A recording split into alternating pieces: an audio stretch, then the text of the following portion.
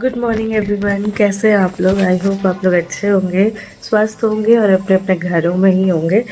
और ना अभी सुबह सुबह मैं उठी और अपने बेडरूम का बालकनी का जब मैं गेट खोल के देखी तो आप लोग को भी दिखाती हूँ। कुछ इस तरह का है नज़ारा।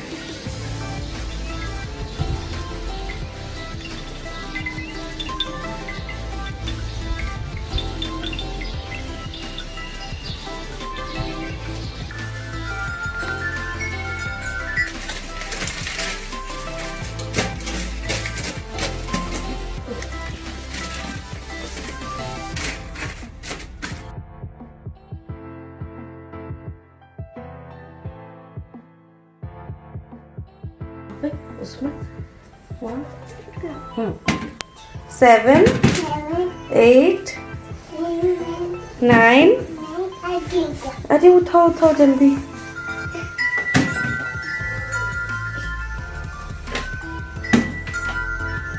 Good job. मम्मी को हेल्प कर रहा है kiddo. Kiddo is helping mamma. Brave boy. Baby potato भी है। ओके। बेबी पोटैटो वो थोड़ी जो खाया जाता है, उसको बनाएगी मम्मा तब ना खाओगे। चल करो। रख दोगे ना? हाँ मेरा बाबू रे।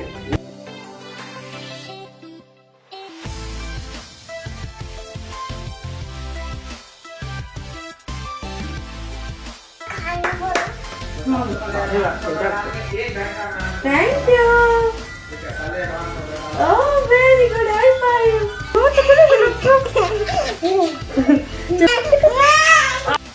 तो अभी मैं आ चुकी हूँ किचन में और मैं बना रही हूँ हम लोगों के लिए रोटी। एक्चुअली दिन का 1 बज चुका था और लंच का टाइम हो गया था, तो मैं यहाँ पे रोटी प्रिपेयर कर रही हूँ। एक्चुअली आज हम लोग लंच में रोटी इसलिए खा रहे हैं क्योंकि कल का लेफ़्ट ओवर मंचूरियन और फ्राइड राइस है, तो उसी सब चीज़ को मिला के और हम लोग आज अपना लंच ले लेंगे।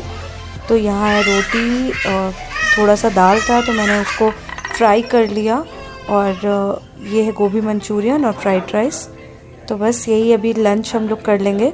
एक्चुअली मॉर्निंग में भी हम लोग ले सकते थे फ्राइड राइस और मंचूरियन, बट सुबह सुबह ना ऑयली खाने का ऐसा एज सच मन नहीं हुआ, तो हम लोग ओट्स और दूध खाए थे और शिवाय खाया था अपना फेवरेट चोकोज और दूध।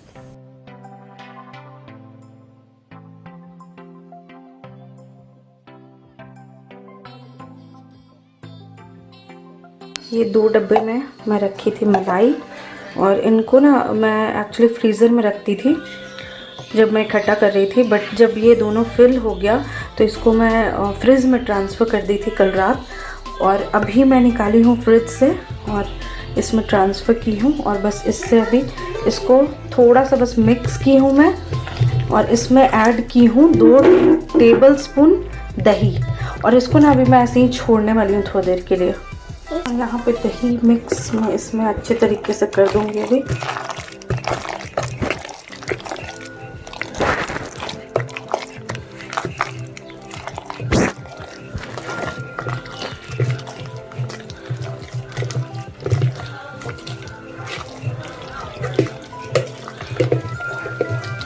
और अभी थोड़ी देर के लिए इसको मैं ऐसे ही छोड़ दूंगी कवर करके।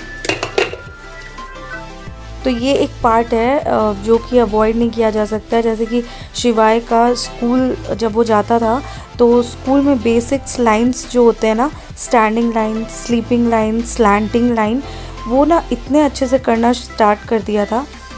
और अभी 2 महीना, ऑलमोस्ट 2 महीना, मार्च और अप्रैल, 2 मंथ के गैपिंग में वो ना सब चीज़ों को ना रिवीजन नहीं होने की वजह से वो भूलते चला जा रहा है। तो फिर मैं सोची कि उसे अब फिर से ये सब चीज़ स्टार्ट कराया जाए। ऐसे मैं बीच बीच में करवाती थी उसको, स्कूल से जो भी मुझे प्रैक्टिस पेपर या फिर असाइनमेंट पेपर या फिर जो भी सिलेबस प्रोवाइड किया जाता था उसके बेसिस पे। बट रेगुलर नहीं होने की वजह से क्या हो रहा था कि शिवाय का प्रैक्टिस हैबिट सारा जो है ना वो छूटता चला जा रहा था। तो इसलिए फिर से अभी मैं स्टार्ट की हूँ।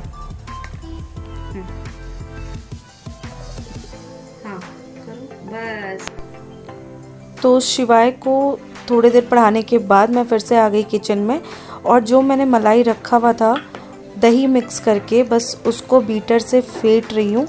और यहाँ पे भी ऐड कर रही हूँ बिल्कुल चिल्ड पानी। आप चाहे तो बर्फ़ का जो क्यूब्स होता है वो भी डाल सकते हैं, बट क्योंकि मेरा बर्तन थोड़ा छोटा था ना तो मलाई सारा बाहर आ रहा था, इसलिए मैं अभी आइस क्यूब्स नहीं डाली, मैं ठंडा पानी ही डाली।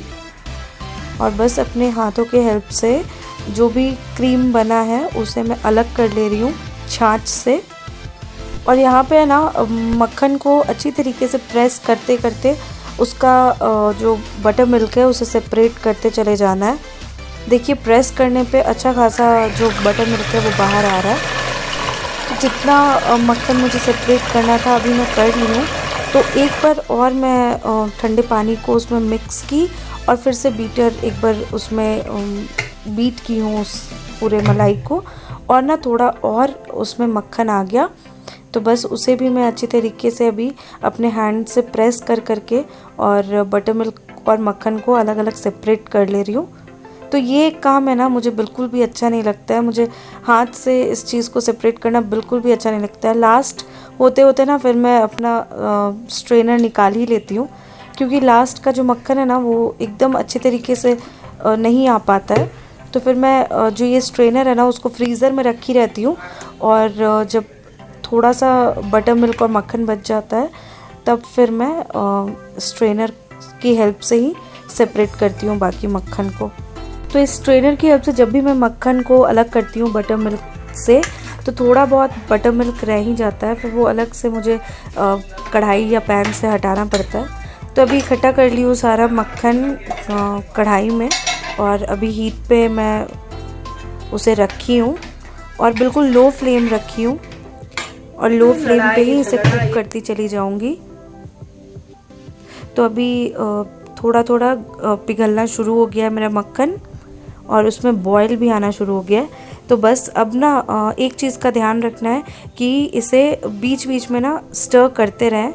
और अगर आप लो फ्लेम पे रखे हैं, तो अगर आप हाई फ्लेम पे रखे हैं तो आपको कंटिन्यूसली इसे स्टर करते रहना पड़ेगा, क्योंकि जो मलाई है ना वो बहुत जल्दी बॉटम से चिपक जाता है, और एक बार अगर वो लग गया तो वो फिर ना जल जाता है। और जब भी अगर मलाई जलता है तो फिर वो घी का टेस्ट थोड़ा सा कड़वा कर देता है। तो इस चीज़ का मैं बिल्कुल ध्यान रखती हूँ कि बॉटम से नहीं चिपके जो मैं मक्खन इकट्ठा की हूँ कढ़ाई में वो, इसलिए इसे लो फ्लेम पे रखती हूँ।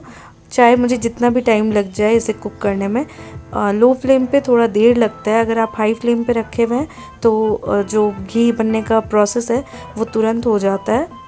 और एक चीज़ ये भी है कि जो रेसिड्यू होता है घी बनने के बाद मलाई का, तो मैं उसे भी ना किसी चीज़ में यूज़ कर लेती हूँ, मैं उसे फेंकती नहीं हूँ।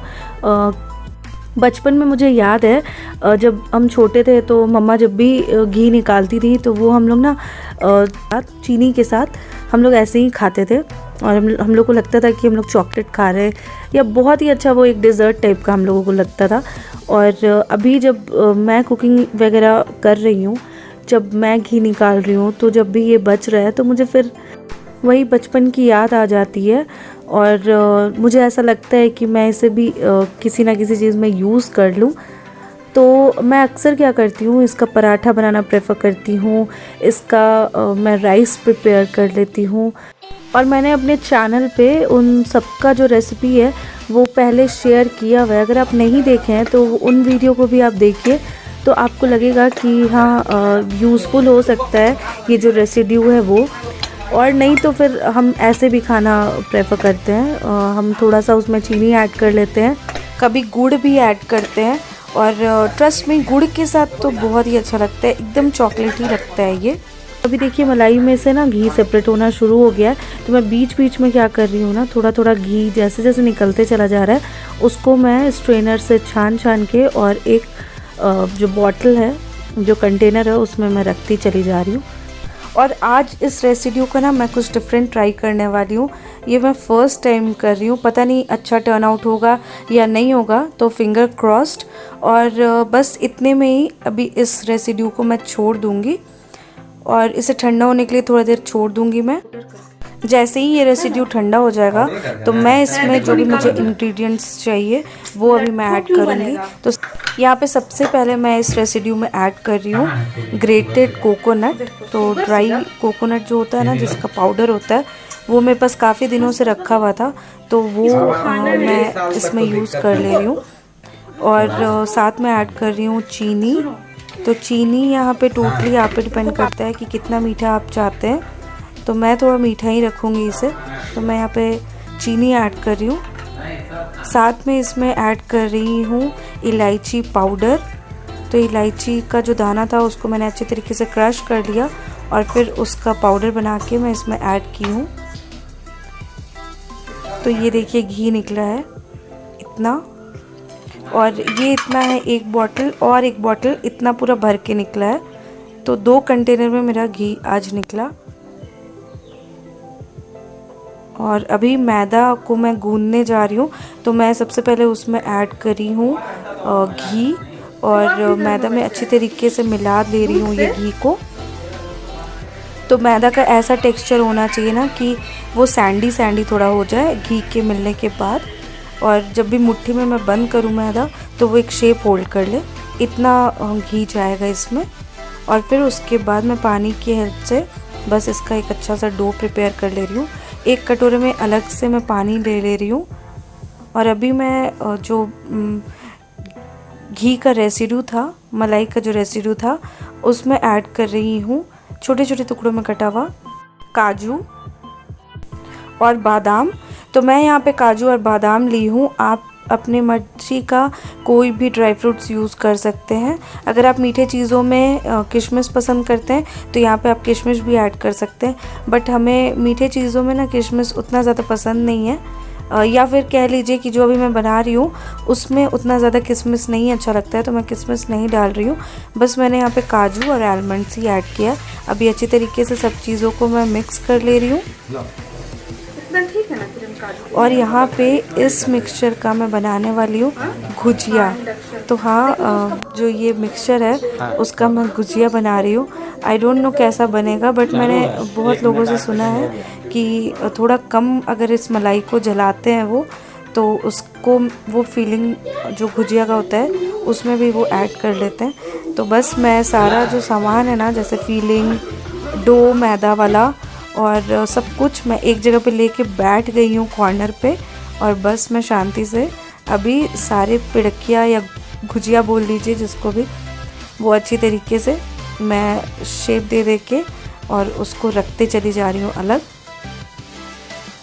और जो फ्राइंग वाला काम है ना, वो मैं जैसे ही आधा हो जाएगा तब मैं जाके कढ़ाई चढ़ाऊँगी और फिर उसमें तेल गर्म करूँगी फ्राइंग के लिए।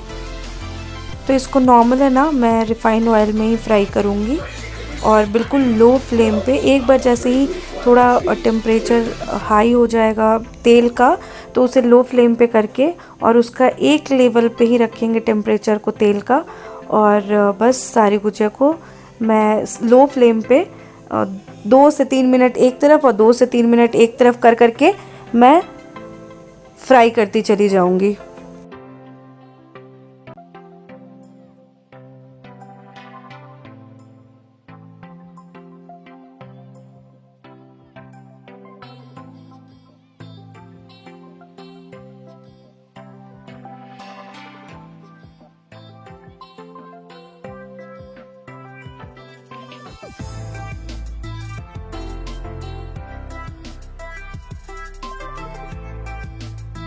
तो बस मैंने अभी सारे गुजियों को स्टफ़ कर लिया है और अब मैं इन्हें फ्राई करूँगी। तो फ्राई मैं इन्हें करूँगी रिफ़ाइंड ऑयल में, जिसे कि मैंने ऑलरेडी गर्म होने के लिए रख दिया था। तो मेरा रिफ़ाइंड ऑयल अभी गर्म हो चुका है और बस मैं इन्हें इन गुजियों को डीप फ्राई कर करके और निकाल लूँगी। तो बस मेरा गुजिया रेडी हो जाएगा। तो ये भी एक अच्छा ऑप्शन है, जो घी का रेसिड्यू बचा हुआ रहता है उसका आप ट्राई कर सकते हैं। आप अगर नहीं ट्राई करना चाहें तो वो टोटली आपकी मर्ज़ी है। बट हाँ, मैं कोई भी चीज़ है ना, जैसे कोई भी चीज़ फेंकना प्रेफर नहीं करती हूँ। तो मुझे ये वर्जन भी ठीक ही लगा, क्योंकि बहुत ज़्यादा था मेरे पास रेसिड्यू, और एक साथ उतने सारे रेसिड्यू का मैं कोई भी रेसिपी तुरंत प्रिपेयर नहीं कर सकती थी। फिर मुझे उसको रखना पड़ता और बैचेस में फिर मैं या तो पराठा बनाती या तो फिर फ्राइड राइस बनाती। तो बेटर है कि एक साथ सारा जितना भी घी का रेसिड्यू था वो इन गुजियों में चला गया। तो बस मेरा गुजिया एक स्नैक भी बन के रेडी हो गया। तो बस थोड़ा सा टेस्ट में हाँ अंतर है, क्योंकि नॉर्मल जो गुजिया हम लोग बनाते हैं वो थोड़ा सा टेस्ट में डिफ़र करता है। बट ये भी एक अच्छा ऑप्शन है, बहुत ही अच्छा इसका भी टेस्ट आया था। ऐसा नहीं था टेस्ट बिल्कुल बेकार सा, अच्छा था इसका टेस्ट। तो आप भी ट्राई कर सकते हैं। तो बस इसी के साथ मैं एंड कर रही हूँ अपना ये व्लॉग। आई होप आप लोगों को अच्छा लगा होगा। अगर आप मेरे चैनल पर नए हैं तो प्लीज़ मेरे चैनल को सब्सक्राइब कर लीजिएगा। आपसे मिलूँगी एक और नए वीडियो के साथ। तब तक आप अपना रखिएगा ध्यान। Bye bye. जय हिंद, जय भारत।